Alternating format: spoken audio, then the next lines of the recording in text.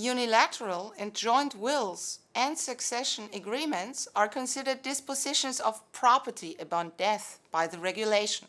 The formal requirements of such dispositions are to be determined in accordance with Article 27 of the regulation and, in some cases, in accordance with the Hague Convention on the Form of Testamentary Dispositions of 1961.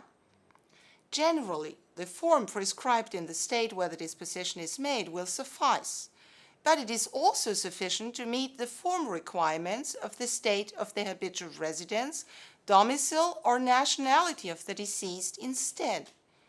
Admissibility and substantive validity of a will or testament have to be determined on the basis of the law of succession that would have been applicable if the testator had died at the moment the disposition was made.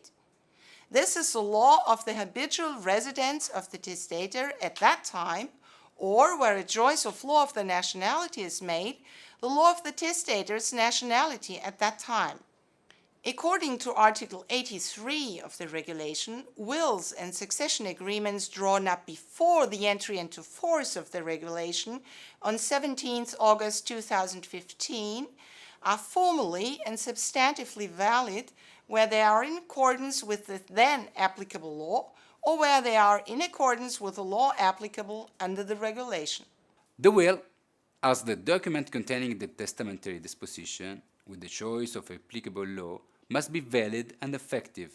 A will to be valid shall have been fulfilled with all formalities required by the applicable law. In the first case, we have an Austrian citizen which is habitually resident in Italy. He draws up a will under the Italian law. He died in Italy without ever having changed habitual residence. It will apply Italian law to identify the requirements for validity of the will, as well as it will apply the Italian law to locate the regularization process of the will.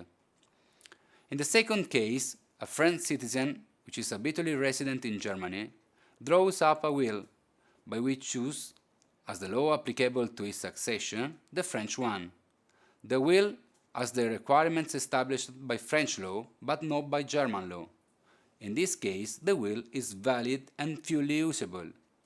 In the third case, imagine that the same man moved to Spain, and the will he drew up has all the requirements established by German law, but not by French law nor by the Spanish law. The will, even in this case, is valid and fully usable.